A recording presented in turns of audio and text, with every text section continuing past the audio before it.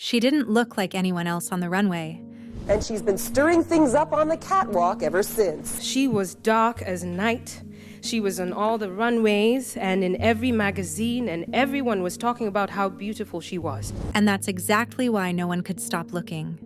A South Sudanese refugee who escaped civil war and then changed the face of high fashion.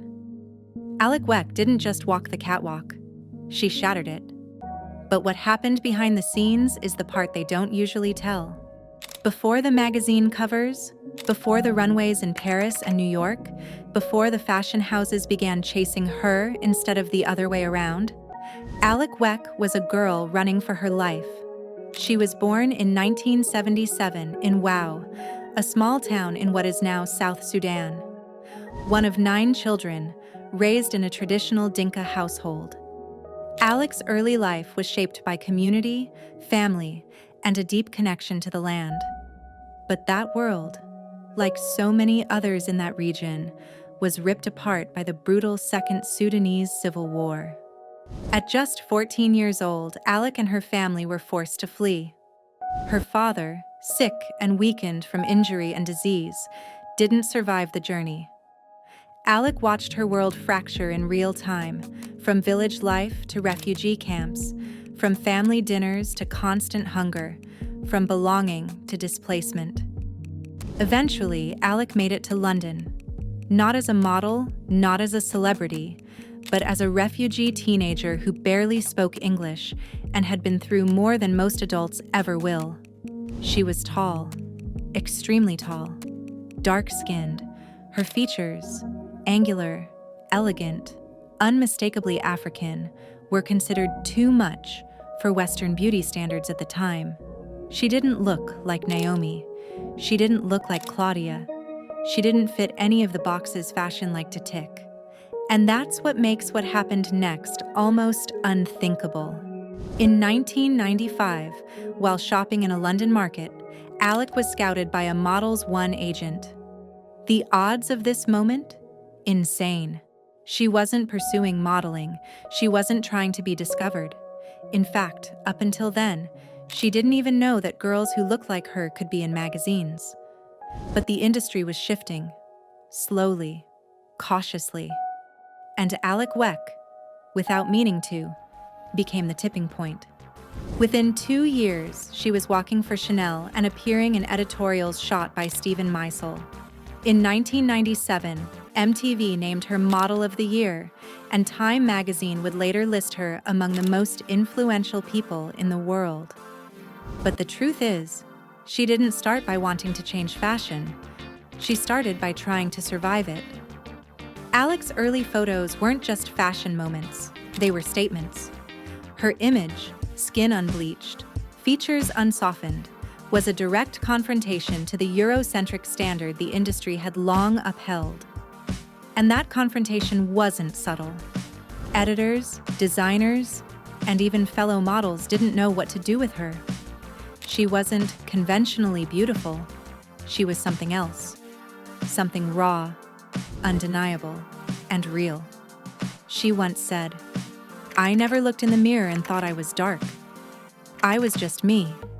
And in that one sentence, she said what the entire fashion industry had refused to acknowledge: that beauty isn't defined by whiteness, that dark skin isn't a deviation, that African features aren't too strong, too harsh, too bold.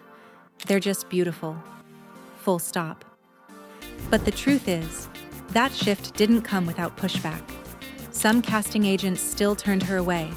Some designers told her she was too African.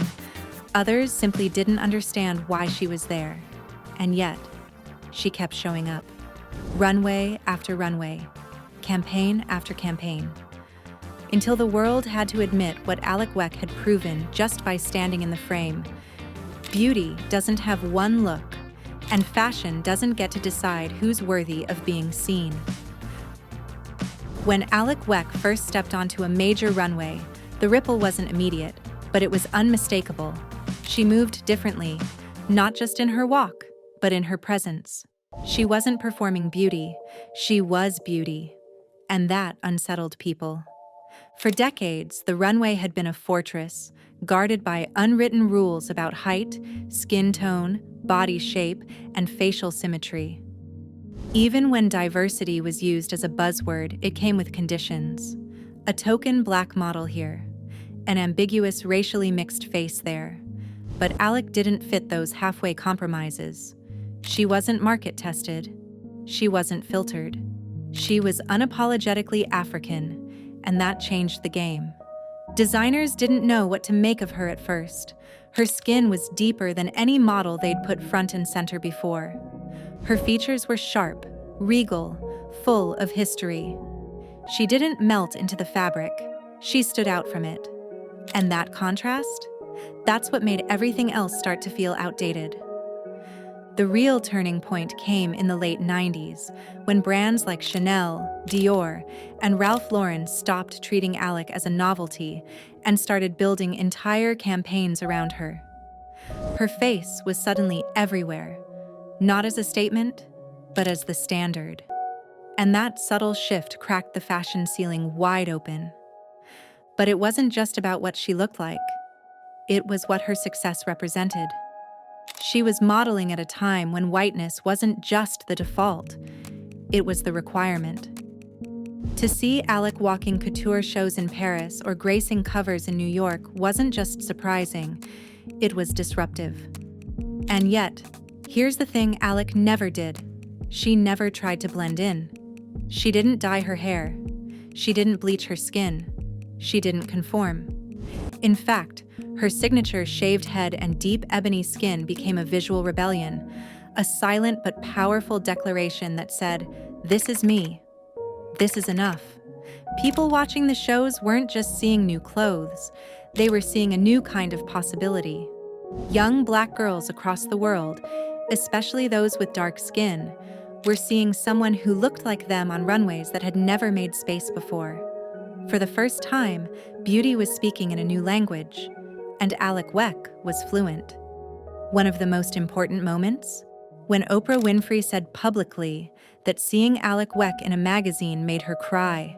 Because for the first time, Oprah saw a high fashion image that validated her beauty, not a diluted version of it. That moment echoed for millions. But the revolution Alek sparked wasn't loud.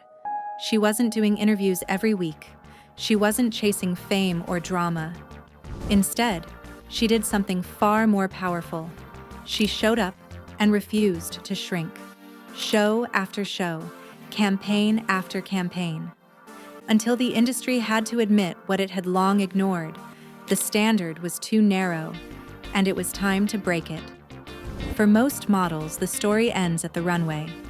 For Alek Wek, that's where it started. Because no matter how many covers she booked, no matter how many luxury campaigns had her face on them, Alek never stopped being the girl who fled war. And she didn't bury that story. She carried it with her. And eventually, she weaponized it for something bigger.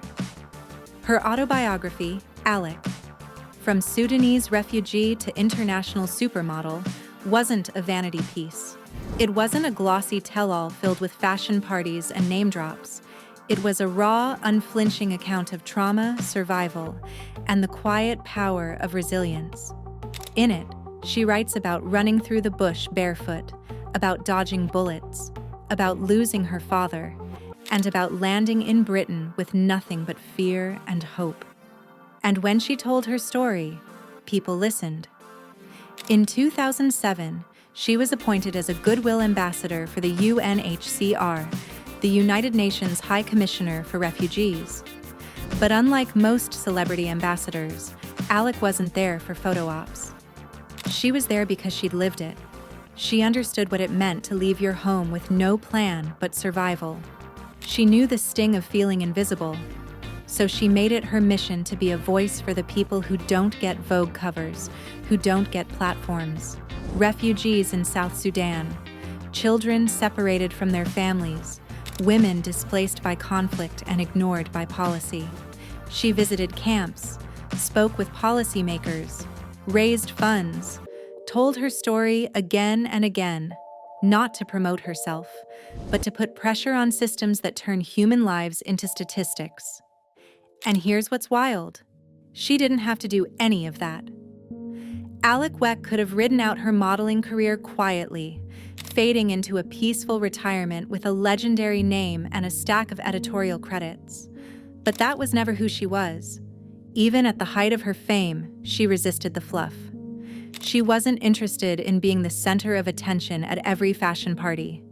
She wasn't chasing red carpets or brand deals.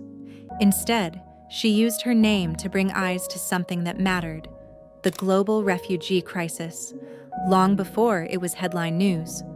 Alek understood something the industry didn't always grasp: that beauty without purpose is just surface. She didn't want to be remembered only for what she looked like in a photograph. She wanted to be remembered for what she stood for when the camera stopped flashing. And still, through all of this, she kept modeling, kept walking, kept showing up on runways, as if to remind the industry that her existence was never just about fashion. It was about representation. It was about survival. It was about using visibility as fuel for change. Because Alek Wek wasn't just the first in a line of dark-skinned models who made it big. She was the one who forced the fashion world to reevaluate what it celebrated, and then used that spotlight to speak for millions who never had one. That's not a model. That's a movement. When Alek Wek first appeared in a high fashion spread, some editors called her a risk. She didn't fit the mold. She wasn't soft, fair, or marketable by the industry's outdated standards. But fast forward a few decades, and suddenly the very features they once rejected, they're being celebrated. That shift didn't happen by accident. Alek Wek cracked the runway ceiling wide open. And through that opening, a generation of models, women who had never seen themselves reflected in the pages of a magazine, finally stepped into the light. Think about names like Anak Yai, Adut Akech, Ducky Thought, Nyakim Gatwech. Women whose complexions, bone structures, and natural hair were once deemed too intense or too ethnic for the front row. They didn't appear out of nowhere. They walked through a door Alek had already kicked down. What Alek did wasn't just about modeling, it was about recalibrating beauty itself. She didn't just diversify the fashion world's aesthetic. She challenged its foundation. She forced designers, casting directors, and audiences to sit with a different kind of beauty, one that didn't ask to be softened or explained, one that didn't apologize for existing. And once people saw it, they couldn't unsee it. It's easy to forget just how rare Alek's presence was in the late 90s. Even Naomi Campbell, despite her success, was often the lone black model in a sea of white faces. But Alek took it a step further. She wasn't only black, she was unapologetically African, Dinka, South Sudanese. No proximity to whiteness, no Western features to soften the industry's discomfort. And that visual disruption, that insistence on being seen as is, it left a mark. You can see her influence in today's editorials, where casting directors now actively seek models with darker skin tones, shaved heads, broad features. You can feel it in the way designers now claim to celebrate diversity, even if some still use it as a trend. You can hear it in the voices of young black models who name Alek as their reason for stepping in front of the camera. But legacy isn't just about who comes after you. It's about what changes because you existed. And with Alek Wek, fashion itself had to evolve. She helped dismantle the idea that beauty must come in one form. She gave permission for other women to stop chasing proximity to European ideals. She showed that cultural identity isn't something to erase in order to succeed, but something to highlight. And she did it all without loud slogans or curated campaigns. She simply kept showing up, skin untouched, hair natural, presence undeniable. That quiet defiance, it reverberates to this day. Even now, when Alek walks into a show, whether it's for Balenciaga or Vivienne Westwood, the room pays attention. Not just because she's a fashion icon, but because her presence carries history. Because every time she steps onto that runway, she reminds us all. The future of fashion isn't about fitting in, it's about expanding who gets to belong. Alek Wek could have quietly faded out. After all, fashion's obsession with youth means most models disappear before 30. But not her. She stayed, not just in the background, but in the conversation, still modeling, still advocating, still refusing to become a relic of a diversity moment long gone. And she didn't stay for vanity. She stayed for meaning.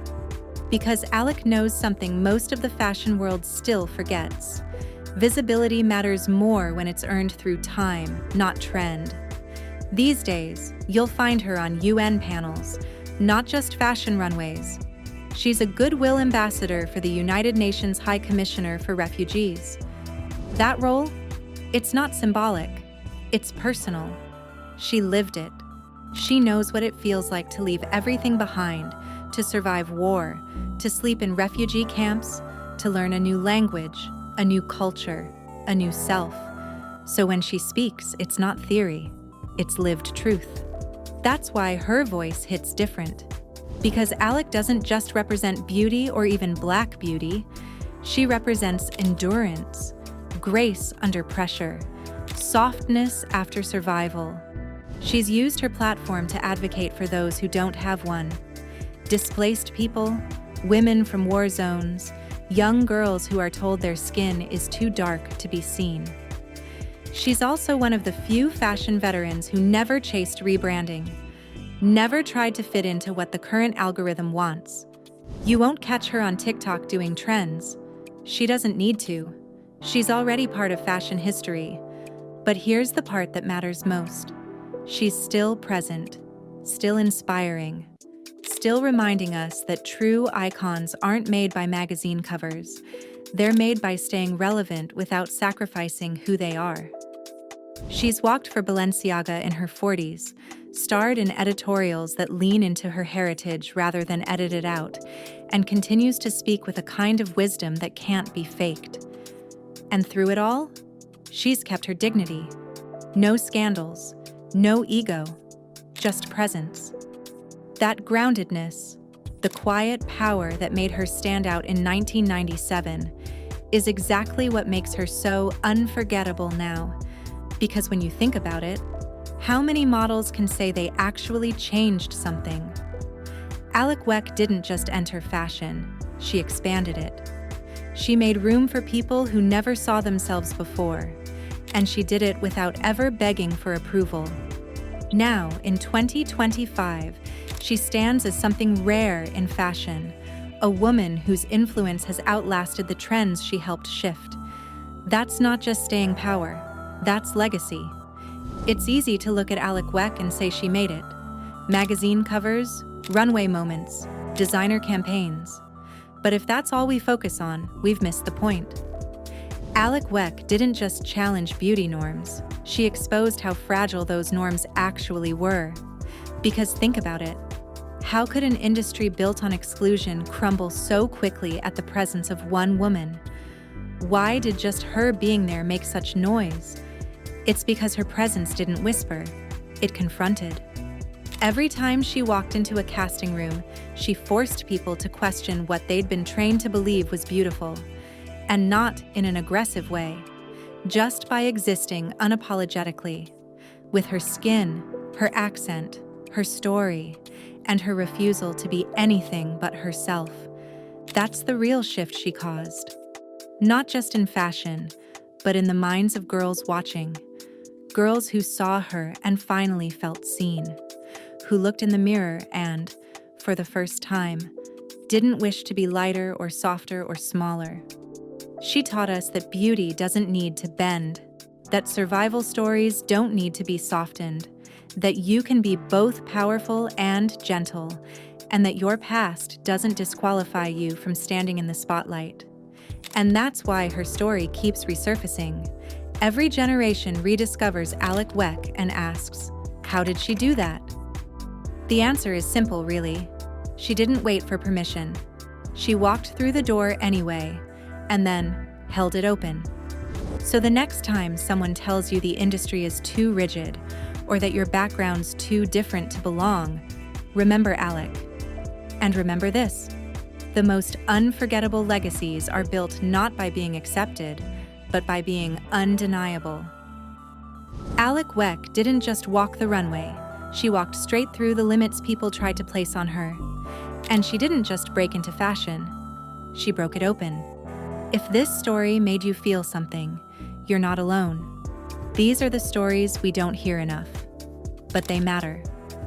So if you want more like this, stories that actually say something, hit subscribe, give this a like, and drop a comment if Alek's journey changed how you see beauty, fashion, or even yourself. We're just getting started. And trust me, you don't want to miss what's next.